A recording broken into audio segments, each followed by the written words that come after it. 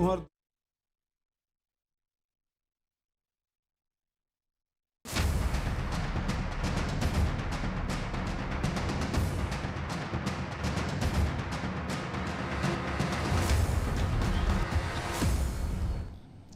नमस्कार, अनादि टीवी की खास पेशकश सत्ता के फाइनल में आपका स्वागत है और मैं हूं मनोज वर्मा। मध्य प्रदेश में 28 सीटों पर होने वाले उपचुनाव के लिए बीजेपी नित नई रणनीति पर काम कर रही है। अब पार्टी ने अपने मंडल स्तर तक के कार्यकर्ता को साधने के लिए मंडल स्तर तक सम्मेलन करने का फैसला किया है। इसमें सीएम शिवराज सिंह चौहान के साथ साथ ज्योतिरादित्य सिंधिया भी भाग लेंगे। इसके लिए बीजेपी की चुनाव सेल सारी तैयारियों में जुटी है। वहीं बीजेपी उपचुनाव वाले सभी 28 विधानसभा क्षेत्रों में वीडियो रथ भी निकालेगी, जिसमें शिवराज सरकार की उपलब्धियों का विवरण होगा। पार्टी इन चुनावों के लिए अपना संकल्प पत्र भी पेश करने की तैयारी में है। तो सत्ता के फाइनल में आज इसी मुद्दे पर चर्चा करेंगे, लेकिन इसके पहले देखिए हमारी ये खास रिपोर्ट। उपचुनाव से पहले बीजेपी अपनी रणनीति को धार देने में लगी है।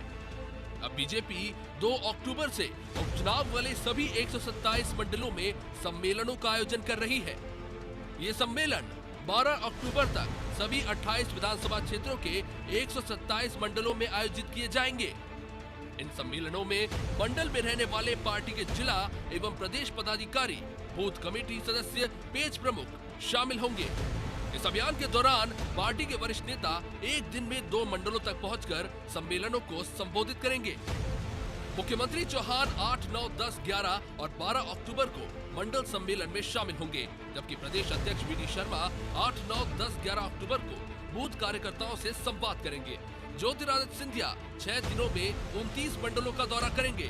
सिंधिया 7, 8, 9, 10, 11 और 12 अक्टूबर को मंडल सम्मेलन में शामिल होंगे। इसी के साथ साथ गहलोत, तोमर, विजयवर्गीय भी मंडल सम्मेलन में शामिल होंगे। इन सब के अलावा बीजेपी सभी 28 विधानसभा क्षेत्रों में वीडियो रथ भी निकालेगी। इसमें शिवराज सरकार की उपलब्धियों का विवरण होगा। पार्टी इन चुनावों के लिए अपना संकल्प पत्र भी पेश करने की तैयारी में है। देखिए, आगामी जो 28 विधानसभा के चुनाव हैं, उन सभी चुनाव में भारतीय जनता पार्टी के लगातार कार्यक्रम चल रहे हैं और उसी के अंतर्गत 2 अक्टूबर से लेके 12 अक्टूबर के बीच में जो 128 मंडल हैं 28 विधानसभा क्षेत्रों में, उन सभी में मंडल सम्मेलन प्रारंभ हुए हैं। मंडल सम्मेलनों में हमारे जो केंद्र में राष्ट्रीय नेता हैं, वो हमारे प्रांत के नेता, ये उन सम्मेलनों में भाग लेंगे।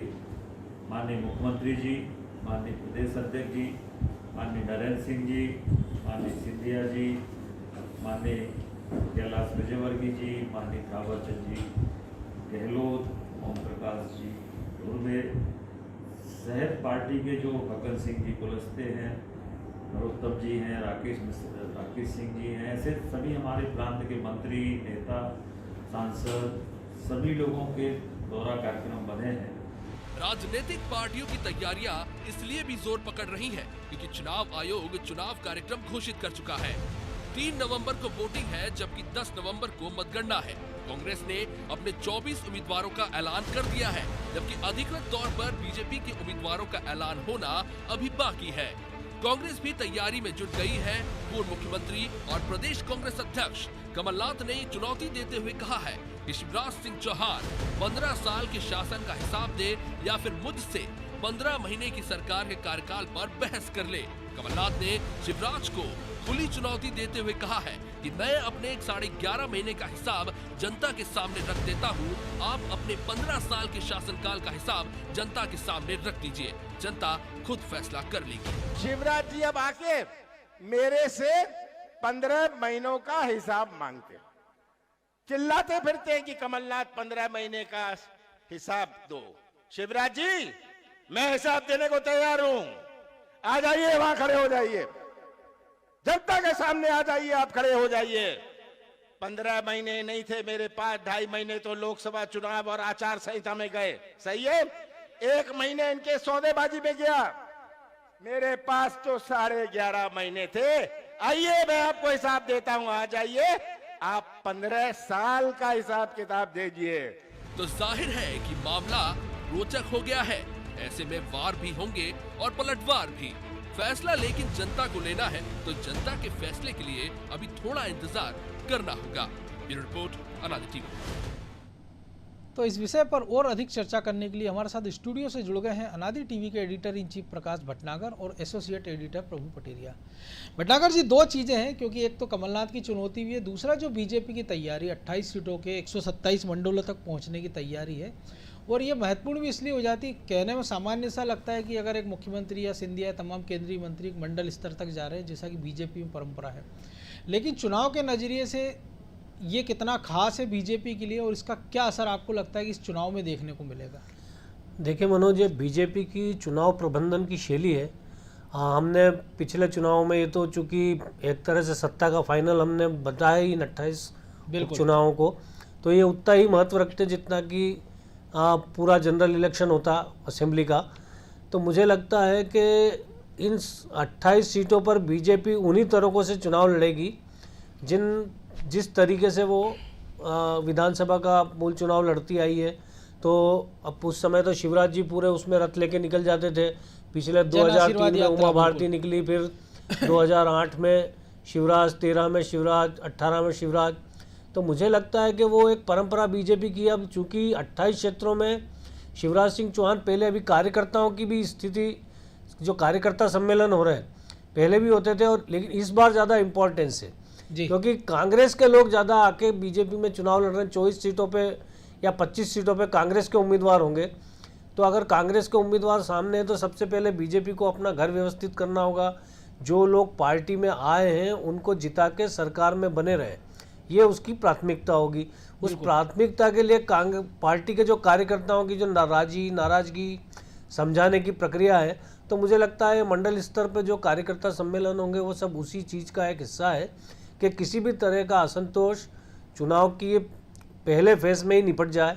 और मुझे लगता है कि जिस तरह से उन्होंने 12 तारीख तक का समय डिसाइड किया है, तो सारे नेता जाएंगे, कार्यकर्ताओं को समझाएंगे, सरकार बनाने का जो महत्व है वो उन्हें बताएंगे, और उन्हें समझाने के बाद जो मूल रूप से जब चुनाव के लिए निकलेंगे तो उन्होंने बताया कि भाई वो वीडियो रथ हर एक में निकालेंगे जिसमें सरकार की उपलब्धियाँ। अब जो कमलनाथ की चुनौती की जो आप बात कर रहे थे, तो कमलनाथ जो चुनौती दे रहे 15 साल का हिसाब किताब, तो वो 15 साल का हिसाब किताब तो जनता हमेशा शिवराज सिंह चौहान से और बीजेपी से लेती रही है। बिल्कुल। आप 2003 से 2008 तक का हिसाब किताब हुआ तो सरकार दोबारा रिपीट हुई, फिर 8 से 13 तक का हुआ तो फिर सरकार रिपीट हुई, और इस बार सरकार अटक गई। मतलब सरकार, बीजेपी कोई बहुत बुरी तरह से चुनाव नहीं आ रही, लेकिन इस बार सरकार अटक गई। तो 15 सालों की जो एंटी इनकम्बेंसी थी, मुझे लगता है उसका असर था। हालांकि जो कमलनाथ चुनौती दे रहे हैं, और कमलनाथ अपनी उस जो उनकी स्वाभाविक वो है उससे हट के चुनाव मैदान में उतरते नजर आ रहे हैं, तो चुनाव को मुकाबले को कांग्रेस दिलचस्प बनाने की कोशिश तो करेगी ही। बिल्कुल प्रभु जी, दिलचस्प बनाने की कोशिश है, और जिस प्रकार से निचले स्तर तक कार्यकर्ताओं को मोटिवेट करने की तैयारी है, जो कमलनाथ की चुनौती वो भी है। लेकिन आपको लगता नहीं एक बड़ा फैक्टर इसमें हाईकोर्ट का वो निर्णय भी हो सकता है, ग्वालियर हाईकोर्ट का, जिसमें उन्होंने कहा है कि किसी भी राजनीतिक कार्यक्रम में 100 लोगों से ज़्यादा अगर जुटते हैं तो एक FIR की जाए, और 16 सीटें ग्वालियर चंबल से आती है। तो बीजेपी ने एक राउंड में लगभग तमाम बड़े नेता ने उसके पूरे विधानसभा क्षेत्र वो घूम चुके हैं, चाहे वो सिंधिया हो चाहे वो शिवराज हो। अब जो कार्यकर्ताओं को मोटिवेट करने की बात है कि मंडल स्तर में उतनी भीड़ जुटेगी नहीं, क्योंकि इतने बड़े 127 मंडल हैं, उन सबको व्यवस्थित रूप से बीजेपी निपटा लेगी, और उसके बाद का जो चरण है वो कार्यकर्ताओं के माध्यम से जो घर घर पहुंचने की रणनीति उस पर अमल करेगी।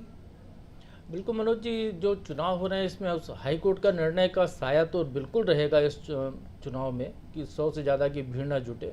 और ये आप ये मान के चलिए कि राजनीतियाँ हैं और राजनीतिक दलों के कार्यक्रम हैं, तो ऐसी कोई सीमा पे बांधना उसको संभव नहीं है।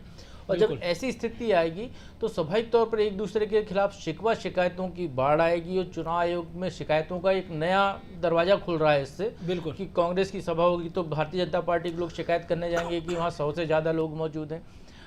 भाजपा की होगी तो कांग्रेस के लोग जाएंगे, क्योंकि भीड़ ही वो पैमाना है जो किसी भी दल की लोकप्रियता को का इजहार करता है। बिल्कुल, कौन नेता कितना लोकप्रिय है, उसके पीछे कितने लोगों की भीड़ है, कितने लोग उसको मत देने वाले हैं, वो भीड़ जुटाकर ये संकेत देने की कोशिश की जाती है, संदेश देने का एक खेल होता है। तो राजनीतिक दल वो भीड़ तो जुटाएंगे ही, अब उसकी सीमाएं में बांधना उसको कैसे संभव होगा ये देखने वाली बात है, आने वाले समय में दिखेगा।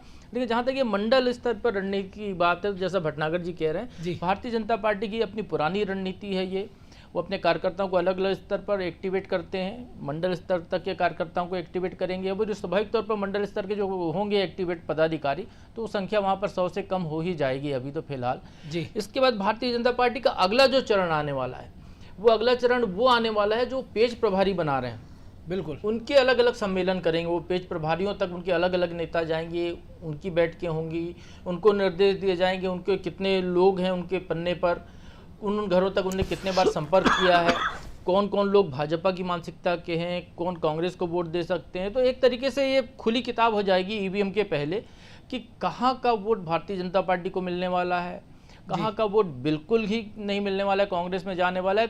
किस वोटर हैं जिनको आप समझाइश देकर या किसी और को भेजकर किसी भी तरीके से अपने पक्ष में ला सकते हैं। तो ऐसे एक भाजपा की इस जो बैठकों की जो रणनीति है, इसका एक मूल उद्देश्य ये भी है कि वो नीचे तक की नब्ज टटोलना चाहती है। बिल्कुल उस नब्ज के आधार पर वो अपने चुनावी रणनीति को आगे बढ़ाएगी। और ये हमने देखा है पिछले चुनाव में भी कि जब चुनाव पीक पर आता है तो जो घर घर संपर्क भाजपा के कार्यकर्ता करते ही हैं, साथ में आरएसएस के लोग भी वहां पर लोगों की मानसिकता बदलने के लिए संपर्क साधने का काम करते हैं।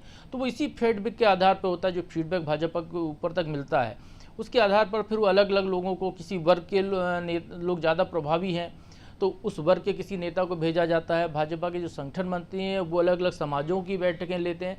तो एक भाजपा का अपना एक चरित्र है, एक अपना तैयारी है, चुनाव लड़ने का एक तरीका है। तो भाजपा अपने उसी पैटर्न पर अभी जा रही है। जहाँ तक विपक्षी दल पर आक्रमण का सवाल है तो उसके लिए उनके तमाम वो नेता हैं जो मंच पर आकर भाषण देते हैं, एक दूसरे की बयानबाजी करते हैं। कमलनाथ यदि जो दावा कर रहे हैं जी कि वो 11 महीने 11.5 महीने का हिसाब देने को तैयार है, तो मुझे लगता है केवल बयानबाजी से काम नहीं चलेगा। पहल वो कर रहे हैं तो उनको अपने 11.5 महीने का, यदि वो कह रहे हैं तो 11.5 महीने का हिसाब उनको सार्वजनिक कर देना चाहिए। तो भारतीय जनता पार्टी के पास भी एक प्रेशर होगा कि वो कम से कम पिछले 15 साल का ना करे तो इस 6 महीने का तो कर दे। बिल्कुल, तो वो एक गेम वो कांग्रेस चाहे तो खेल सकती है, लेकिन मुझे नहीं लगता है ऐसा कोई भी राजनीतिक दल इतना नीचे तक जाएगा, क्योंकि इसमें उसकी खुद की कमजोरियां बाहर उजागर होती हैं। तो इसलिए वो केवल और केवल बयानबाजी तक सीमित होगा। लेकिन जो अंदर तक की रणनीति है वो भाजपा अभी फिलहाल आगे बढ़ती हुई दिखाई दे रही है। भाजपा तो आगे बढ़ रही। भटनागर जी, जैसा प्रभु जी ने भी कहा कि अगर कमलनाथ चाहे तो वो क्यों नहीं चाह रहे, क्योंकि अगर हमने देखा कि दोनों नेताओं के अगर जवानी तीर चल रहे हैं तो वो घूम फिर कर कहीं ना कहीं आईफा पर जाकर अटक जाते हैं। क्योंकि शिवराज जी कह रहे मुझे तमाशा पसंद नहीं है, तो काउंटर में कमलनाथ कहते हैं कि वो तो तमाशे वाले मुख्यमंत्री हैं। वो कहते हैं कि 4 करोड़ उद्योगपति से लिए अगर कोरोना के लिए लिए जाने थे। अब बात आ रही है हिसाब किताब की, तो हिसाब किताब तो जनता ही करेगी कि किसने क्या किया, किसने क्या नहीं किया। लेकिन किसान कर्ज माफ़ी हो, युवाओं की जो रोजगार की बात थी, ऐसी तमाम सारी योजनाएं जो पब्लिक से जुड़ी हुई है, फिलहाल कमलनाथ उस पर कुछ नहीं कह रहे। और एक बड़ी चीज़ जो इस चुनाव में असर डाल सकती है, वो भांडेर में जो बयान दिया है बीजेपी कांग्रेस उम्मीदवार फूल सिंह बरैया ने, वो कितना इस पर इम्पैक्ट डालेगा। और ख़ास तौर से तब जबकि हाथरस की घटना के कारण मध्य प्रदेश के अलग अलग शहरों में, जिसमें इंदौर भी शामिल है, भोपाल भी शामिल है, ग्वालियर भी शामिल है, प्रदर्शन शुरू हो गए। और जिसके पीछे यूपी पुलिस का कहना है कि एक साजिश की बू है। देखिए मनोज, मुझे लगता है कि जो बात आप कह रहे थे कि कमलनाथ अपने 11.5 महीनों का हिसाब दें, कमलनाथ के पास सबसे बड़ी उपलब्धि जो उन्होंने सार्वजनिक तौर पे कही है कि मैंने 26.5 लाख किसानों का कर्ज माफ़ किया है, तो मुझे लगता है वो एक बहुत बड़ी उपलब्धि, अगर वो मान रहे हैं ये कर्जा माफ़ हुआ है। हमने ग्राउंड रियलिटी चेक की थी, निश्चित तौर पे कुछ किसानों के कर्जे माफ़ हुए, लेकिन बड़ी संख्या में किसान इस कर्ज माफ़ी के चक्कर में डिफ़ाल्टर भी हुए। बिल्कुल, तो कमलनाथ अपने 11.5 महीने के हिसाब की बात करते हुए कर्ज माफ़ी का जिक्र नहीं कर रहे। हालांकि उन्होंने मीडिया में एक पेन ड्राइव दिखाई थी कि ये मेरे पास सूची है, उस सूची ने ही हमें प्रेरित किया था कि हम इसकी वास्तविकता जानें। बिल्कुल, तो मुझे लगता है कि एक बात तो ये हो गई। दूसरी बात जो आपने फूल सिंह बरैया वाली बोली, तो वो भी एक पिछले चुनाव के अंदर जिस तरह का घटनाक्रम हुआ था, चुनाव विधानसभा चुनाव के ठीक पहले ग्वालियर में हिंसा हुई थी, जातिगत हिंसा हुई थी, एट्रोसिटी एक्ट को लेकर। बिल्कुल, हाँ, उसको लेके एट्रोसिटी एक्ट को लेकर जातिगत हिंसा हुई थी और उसके कारण जो वैमनस्यता बढ़ी थी, प्लस आरक्षण का कुछ मैटर था जिसमें शिवराज सिंह चौहान का एक बयान था, माई का लाल, तो वो सारी चीज़ों ने भी बीजेपी को उस समय नुकसान दिया था। कांग्रेस की बड़ी सफलता का कारण ये ग्वालियर चंबल संभाग में शायद एक ये भी था। तो मुझे लगता है कि वही जातिगत राजनीति वापस से उभारने के लिए कांग्रेस ने फूल सिंह बरैया का जो बयान आया है उसे हमें उसी चीज़ का एक हिस्सा मानना चाहिए। और उसका एक बहुत बड़ा सीधा सा फैक्टर ये है कि आप ये मान के चलेंगे कि जहाँ भी चुनाव हो रहा है वहाँ का जितना भी मुस्लिम वोटर है वो निश्चित तौर पे कांग्रेस के पास सेफ है। मतलब कांग्रेस की गिनती वहाँ के बाद ही चालू होगी। तो उनकी कोशिश यही है कि उन्हें वापस से दलित समाज का समर्थन मिल जाए।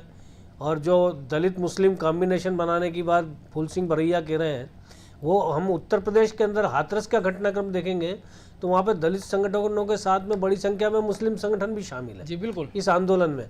तो मुझे लगता है कि एक बड़ा सोचा समझा गेम प्लान इसमें दिख रहा है। लेकिन अब चुनाव के जब आगे जैसे जैसे चुनाव आगे बढ़ेगा और चुनाव आखिरी समय तक करवट बदलता रहता है जी, तो मुझे लगता है कि अभी हमें बहुत सारे चुनाव के रंग देखने बाकी हैं।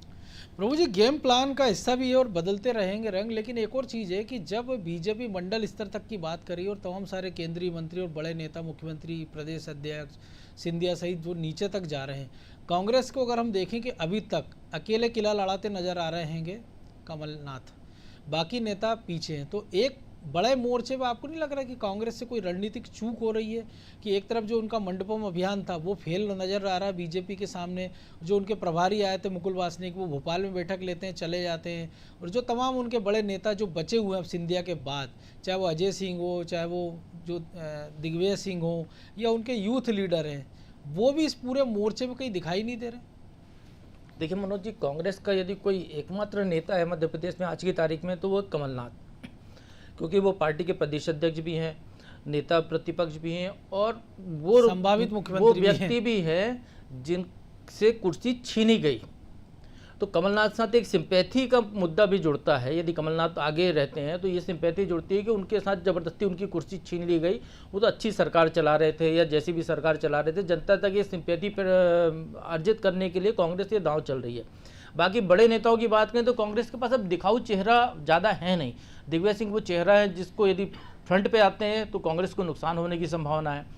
बाकी नेताओं की यदि हम देखें कांग्रेस के, तो जिनका आप जिक्र कर रहे हैं अजय सिंह राहुल जैसे नेता या अरुण यादव जैसे नेता, तो ये वो नेता हैं जो कहीं कहीं चुनाव मैदान में खेत रह चुके हैं। अब उनका उतना आभा मंडल ना तो पार्टी के अंदर है उतना प्रभाव, ना उनका बाहर उतना प्रभाव दिख रहा है। एक जातिगत वोट बैंक पर जरूर अरुण यादव प्रभाव डाल सकते हैं, अजय सिंह राहुल विंध्य क्षेत्र में प्रभावी हो सकते हैं कुछ खास हलकों में, लेकिन सब जगह वो प्रभावी नहीं हो सकते। यदि हम अभी जो ऊर्जावान नेताओं की बात करें तो विवेक तनखा जैसे नेता हैं जिनका कोई जमीनी आधार प्रभाव नहीं है। जीतू पटवारी है, वो इंदौर क्षेत्र से बाहर, उनका कोई ज़्यादा रसूख नहीं है। तो कांग्रेस के साथ ये दिक्कत है भी है, और एक उनके पास ये प्लस पॉइंट भी है कि उनके पास एकमात्र नेता है कमलनाथ जिसको आप प्रोजेक्ट करके वो चल रहे हैं। और सबसे बड़ा गेम, जैसा मैंने पहले कहा कि उनके पास ये सिंपैथी का गेम कांग्रेस आखिरी तक खेलेगी, जैसा कमलनाथ अपने भाषणों में कह भी रहे हैं कि मेरी कुर्सी छीन ली गई, ज़बरदस्ती मुझे कुर्सी से हटा दिया गया। तो जो आम मतदाता है उस तक एक भावनात्मक तौर पर पहुंचने का तरीका कांग्रेस ने निकाला है, और मुझे नहीं लगता कांग्रेस अपनी रणनीति में कहीं चूक कर रही है। क्योंकि चुनाव होता है, हर दल अपने अपने हिसाब से, अपनी ताकत, अपनी तैयारियों के हिसाब से, साजो सामान के हिसाब से अपनी रणनीति बनाता है, चुनाव मैदान में उतरता है। तो कमलनाथ को मालूम है कि उनके पास क्या कमजोरियां और क्या ताकत है, तो अपनी ताकत को वो जनता तक ले जा रहे हैं, अपनी कमजोरी को वो छुपा रहे हैं। जो दिग्विजय सिंह जैसे नेता हो सकते हैं, जो अजय सिंह राहुल जैसे नेता हो सकते हैं, उनको पर्दे के पीछे रखना है। ये हो सकता है बैकग्राउंड में रणनीति बनाने के काम में लगे हों, जैसे दिग्विजय सिंह अलग अलग लोगों से जाके मिलते भी हैं, अलग अलग क्षेत्रों में जा ही रहे हैं, चुनाव क्षेत्र में, खासकर ग्वालियर चंबल क्षेत्र में। तो ये कांग्रेस की अपनी रणनीति है जिसके तहत वो चुनाव मैदान में है। रणनीति है भटनागर जी, लेकिन एक चीज़ और है, जो रणनीति के साथ साथ जो जमीनी जमावट, क्योंकि कार्यकर्ताओं के बीच एक मैसेज का एक बड़ा खेल होता है, तो वो मैसेज आपको लग रहा है इन सबसे जा रहा है। दूसरी एक बात है कि जो तैयारी निकले, एक बड़े नेता कमलनाथ है निश्चित तौर पर, और जैसा प्रभु जी ने कहा कि अगर वो दिग्विजय सिंह मैदान में आते हैं तो कांग्रेस को नुकसान हो सकता है। लेकिन ग्वालियर चंबल में भी अगर बात करें तो कई सारे ऐसे नेता हैं, चाहे उनके रामनिवास रावत हो, बालेंदु शुक्ला हो, या जैसा प्रभु जी ने कहा कि अरुण यादव है, क्योंकि एक यादव वोट बैंक जो खासतौर से मुंगावली, कोलारस, इस पूरी पट्टी में जहाँ खबरें आ रही कि केपी यादव नाराज है, वहाँ भी उन नेताओं को यूज अगर सही से नहीं कर पा रही कांग्रेस, तो गलती कुछ ना कुछ तो हो ही रही किसी ना किसी स्तर पर। देखिए, ऑर्गेनाइजेशन के स्तर पे मनोज कांग्रेस वाकई में बहुत कमज़ोर है। और निश्चित तौर पे चूँकि कमलनाथ प्रदेश अध्यक्ष चुनाव के पहले बन गए थे, ये काम प्रदेश अध्यक्ष के तौर पे कमलनाथ का था। तो जब आप देखेंगे, गौर करेंगे कि पिछले चुनाव, विधानसभा चुनाव में भी बीजेपी की 15 साल की एंटी इनकम्बेंसी को कांग्रेस बहुत अच्छे तरीके से नहीं बना पाई। बिल्कुल। तो मुझे लगता है कि अब इस समय तो, उस समय तो दिग्विजय सिंह भी काफ़ी सक्रिय थे, इस समय पर्दे के पीछे जो भी वो कर रहे हो, लेकिन सामने नहीं है। ये परिस्थितियाँ मध्य प्रदेश के अंदर 15 साल विपक्ष में रहते हुए कांग्रेस की बनी कि उसके पास गिने चुने सीमित चेहरे। कांग्रेस की गिनती आप कमलनाथ, दिग्विजय सिंह, ज्योतिरादित्य सिंधिया, सुरेश पचौरी, अजय सिंह या अरुण यादव, बस गिने चुने नाम ही ले सकते नेताओं के। तो मुझे लगता है कि उसमें से सिंधिया सबसे बड़ा फैक्टर जो थे पिछले चुनाव का, वो अब बीजेपी के साथ है। बाकी नेताओं का आभा मंडल उनके अपने क्षेत्रों में भी बहुत ज़्यादा प्रभावी नहीं है जी। हम इसका उदाहरण देख लें, चाहे तो अरुण यादव को देख लें, तो कोई मालवा निमाड़ के अंदर कोई बहुत बड़ा प्रभावी चेहरा है, कोई तो उनकी चुनावी सफलता है, ऐसा कुछ नहीं है। अजय सिंह को हम देख ही रहे हैं, लगातार विंध्य के अंदर उनके साथ में एक तरह से वो पीछे जा रहे हैं राजनीति में। तो मुझे लगता है कि बाकी जितने भी जो कांग्रेस के नेता, पचौरी जी को हमने लंबे समय से फील्ड में नहीं देखा, तो मुझे लगता है कि जितने भी कांग्रेस के जो नेता हैं, तो अब कांग्रेस में ले दे के इकलौते आज की तारीख में कमलनाथ है। जैसा अभी प्रभु ने कहा भी कि वो जिस रणनीति पर चल रहे हैं, वाकई में वही उनके लिए एक बेस्ट ऑप्शन है। इसके अलावा और कोई रास्ता उनके पास है नहीं। अब इसका नतीजे पे क्या असर पड़ेगा ये एक अलग बात है, लेकिन उनका बेहतर ऑप्शन क्या हो सकता था, चाहे वो उम्मीदवारों के चयन का मामला, उन्होंने भारतीय जनता पार्टी से लाके लोगों को लड़ाया, क्योंकि लंबे समय से कांग्रेस के जो उम्मीदवार बीजेपी, जो विधायक बीजेपी में शामिल हो गए, वो लंबे समय से अपने क्षेत्रों में चुनाव लड़ रहे थे। बिल्कुल। तो वहाँ पे कोई नया नेतृत्व कांग्रेस तैयार ही नहीं कर पाई। तो अब उसके पास जो बेहतर ऑप्शन हो सकता था, कमलनाथ उसी पे दाव खेल रहे हैं, उन्हीं संभावनाओं पे दाव खेल रहे हैं जहाँ वो कहीं अपना प्रभाव को बचा के रख सकें। अब बाकी तो जनता डिसाइड करेगी कि वो इस दल बदल को मान्यता देती है, नहीं देती है, कमलनाथ के साथ उसकी कोई सहानुभूति है या नहीं है। लेकिन अगर हम कई चुनाव क्षेत्रों में, मैं अभी हाल होके आया हूँ जी, बिल्कुल। तो मुझे लगता है कि जब आप शिवराज या कमलनाथ की बात करते हैं कि बेहतर मुख्यमंत्री, तो बड़ा बेहिचक कई क्षेत्रों में जवाब मिलता है कि लोग कर्ज माफी के बाद भी शिवराज सिंह को मुख्यमंत्री के तौर पे देखना चाहते हैं। प्रभु ये जी, एक आप बड़ी बात। जी, एक ऑप्शन की बात जो कह रही थे भटनागर जी, तो एक ऑप्शन ये भी हो सकता था कि जैसे जयवर्धन सिंह है, युवा नेता है, राघोगढ़ चूँकि ग्वालियर चंबल क्षेत्र से लगा हुआ है, उनको उस क्षेत्र में झोंक दिया जाता, एक नया लीडरशिप आपके पास तैयार होती। नकुल नाथ युवाओं के नेतृत्व की बात कर रहे हैं, वो उनकी महाकौशल में परीक्षा ले ली जाती कि बिसाहू लाल सिंह, और उनके सामने उनको मैदान में उतार दिया जाता। जीतू पटवारी हैं या और भी जो उनके नेता हैं युवा, उनका बेहतर उपयोग भी हो सकता था। एक ऑप्शन ये भी था कांग्रेस के पास। देखिए मनोज जी, जो दो नाम ले रहा है उसमें से दो नाम तो जयवर्धन सिंह या जीतू पटवारी को देखें तो जीतू पटवारी हाट पिपलिया से लेकर देवास के आसपास के जो क्षेत्र हैं जिधर चुनाव हो रहा है, या इंदौर सांवेर में, वहाँ जरूर मेहनत कर रहे हैं, दिखते भी हैं लगातार वहाँ मेहनत करते हुए। जयवर्धन सिंह अपने प्रभाव क्षेत्र में मेहनत कर रहे हैं। अशोकनगर में एक उन्होंने बड़ी रैली की थी, बिल्कुल, हमने देखा कि वो अच्छी खासी तादाद में गाड़ियों की भीड़ के साथ वो वहाँ पहुँचे थे। तो बराबर कांग्रेस का इस्तेमाल रहा। जहाँ तक नकुल नाथ की बात है, तो नकुल नाथ चूँकि प्रदेश अध्यक्ष के बेटे हैं, तो नकुल नाथ के लिए वही फार्मूला है जो कांग्रेस के राष्ट्रीय अध्यक्ष के लिए फार्मूला है कि वो अपनी नई पीढ़ी को तब तक पत्ते नहीं खोलें जब तक वो पुरानी पीढ़ी चुक ना जाए, क्योंकि यदि ये नई पीढ़ी फेल हो गई तो उनके भविष्य के पूरे परिवार के रास्ते बंद हो जाएंगे। जो नकुल नाथ की अभी लॉन्चिंग हो रही है प्रदेश की राजनीति में, कोई बहुत बड़ा चेहरा नहीं है, वो अपने पिताजी के प्रभाव क्षेत्र में, उनके आभा मंडल में उनके मुख्यमंत्री रहते वो बहुत कम मतों के अंतर से पहली बार संसद में पहुंचे हैं। और संसद की उनकी कोई ऐसी उपलब्धि नहीं है कि संसद में उन्होंने कोई तूफान मचा दिया हो।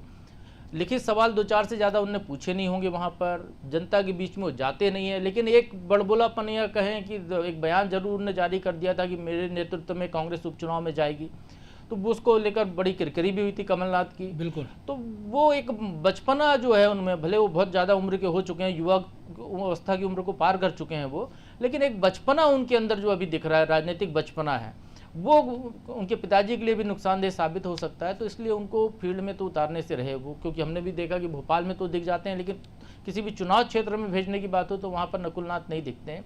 लेकिन जैसा मैंने पहले भी कहा जी कि कांग्रेस यदि नए चेहरों को लेकर जाती है तो उनके आंतरिक संघर्ष ज़्यादा बढ़ जाएंगी। यदि जयवर्धन सिंह की सभाओं में भीड़ कमलनाथ से ज़्यादा दिखती है तो एक नया संघर्ष वहाँ पे पैदा हो जाएगा।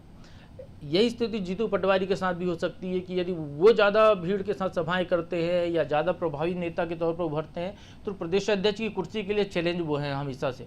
तो ये इस तरीके का जो संघर्ष कांग्रेस के अंदर पैदा होगा उससे बचना कमलनाथ चाहते हैं। वो केवल सिंपैथी वोट गेन करना चाहते हैं, और केवल इसीलिए वो, आप देखिए लगातार उनकी हर सभा को सुनिए जहाँ भी चुनाव क्षेत्र में जा रहे हैं, बिल्कुल वो अपने को 15 महीने के कार्यकाल को कम करके 11.5 महीने तक ले आए, क्योंकि उसमें 1 महीना वो भी जोड़ रहे हैं जो जोड़ तोड़ का, जितनी भारतीय जनता पार्टी उस 1 महीने में जोड़ तोड़ में थी सरकार बनाने में, मार्च का उतना ही जोड़ तोड़ कमलनाथ और उनकी पूरी कांग्रेस कर रही थी सरकार को बचाने में। तो दोनों बराबर के सहभागी थे, लेकिन उसको भी वो भारतीय जनता पार्टी के खाते में डाल रहे हैं। चुनाव को भी भारतीय जनता पार्टी के खाते में डाल रहे हैं कि जो चुनाव का, लोकसभा चुनाव का समय निकला वो भी उनसे चूका। तो स्वाभाविक तौर पर कमलनाथ कहीं ना कहीं ये बयान दे के अपनी कमजोरी साबित कर रहे हैं, अपनी गलतियां बता रहे हैं वो कि मैं कमजोर हूँ, लेकिन साथ में वो ये भी कहते हैं कि मैं इसका पूरा 11.5 महीने का हिसाब देने को तैयार हूँ। शिवराज सिंह आए अपना 15 साल का हिसाब लेके, तो जैसा मैंने पहले कहा, वो अपना खुद का हिसाब सामने फ्लोर पर रख दें तो उसके बाद समझ में आ जाएगा, विरोधी दल पर दबाव रहेगा कि वो भी अपना हिसाब दे। लेकिन वो ये हिसाब की बात तो कुछ होनी नहीं है। मुद्दा क्योंकि चुनाव मैदान उतरने का, तो केवल एक दूसरे के खिलाफ बयान दिया जाए, ओछी राजनीति की जाए, वो तमाम राजनीतिक दल कर रहे हैं जिससे जनता प्रभावित हो उनकी तरफ। और कांग्रेस ने एक गेम प्लान और अच्छा है कांग्रेस का जी, कि बीते 6 महीने से वो इन 22 लोगों को, जो बाद में बढ़कर संख्या 25 हो गई, जयचंद, गद्दार, ये इस तरीके से एक लोगों के दिमाग में बार बार भरने की कोशिश करने की इनकी गद्दारी के कारण हमारी सरकार गई। यदि हमारी सरकार नहीं जाती तो हम आपकी पूरी कर्ज माफ़ी कर देते, हम पूरे मध्य प्रदेश को बदल देते, मध्य प्रदेश नहीं होता न्यूयॉर्क शहर हो जाता। इस तरीके जो तमाम दावे अभी होने वाले हैं, तो उसके लिए कमलनाथ एक तरीके से जनता के दिमाग में यही पैदा करने की कोशिश कर रहे हैं कि उनको धोखे से छला गया है। वो तो बहुत निश्चल व्यक्ति थे, बहुत शांति से अच्छा काम कर रहे थे, प्रदेश की जनता के लिए लगातार तत्पर थे, वो 24 घंटे मंत्रालय में रहते थे। कमलनाथ मध्य प्रदेश के वो मुख्यमंत्री हैं जो ज़्यादातर समय उन्होंने मंत्रालय में बिताया है, बिल्कुल इस 11.5 महीने में। तो ऐसे तमाम चीज़ें वो अभी कहने वाले हैं स्वाभाविक तौर पर जनता के बीच में। तो कहने का आशा ये है कि वो ये सिंपैथी वोट गेन करने की कोशिश है कमलनाथ की। उनको बहुत अच्छे से पता है कि उनकी ताकत क्या है, उनकी कमजोरी क्या है, तो वो बस सिंपैथी को अपना ताकत बनाने की जतन में वो जुटे हुए हैं। बिल्कुल, अब इसका तो जनता फैसला करेगी ताकत और कमजोरी का। बहरहाल आप दोनों का बहुत शुक्रिया, क्योंकि समय और इजाज़त नहीं देता है। तो निश्चित तौर पर जनता ही हिसाब किताब करने वाली है, क्योंकि लोकतंत्र में जनता के ही पास वो पावर है कि वो किसको सरताज बना दे और किसके सर से ताज उतार दे। लेकिन जो चुनावी जमावट दोनों पार्टियों की दिख रही है, खासतौर से बीजेपी और कांग्रेस की, और जो मंडल स्तर की बात करें, या जैसा कि प्रभु जी ने, भटनागर जी ने विस्तार से दर्शकों को बताया है कि क्या उसके प्लस है क्या माइनस है, लेकिन जो कुछ तो ऐसा है कि बात होती है हमेशा कि पर्दे के पीछे रणनीति हो रही है। लेकिन दोनों ही पार्टियां, या कहें कि राजनीतिक पार्टियां, कुछ तो ऐसी चीज़ होती है जिन पर पर्देदारी करना चाहती है, जहाँ तक वो चाहती हैं कि जो उनका वोटर है वो तक ना पहुँचे। लेकिन जनता के प्रति जो जवाबदेही है, वोटर के प्रति जो जवाबदेही है, उसका पालन भी करना चाहिए। और जो हिसाब किताब की बात है वो तो जनता सबसे मांग ही लेगी। तो अब सत्ता के फाइनल में आज इतना ही, मुझे दीजिए इजाज़त, और आप देखते रहिए अनादि टीवी। नमस्कार।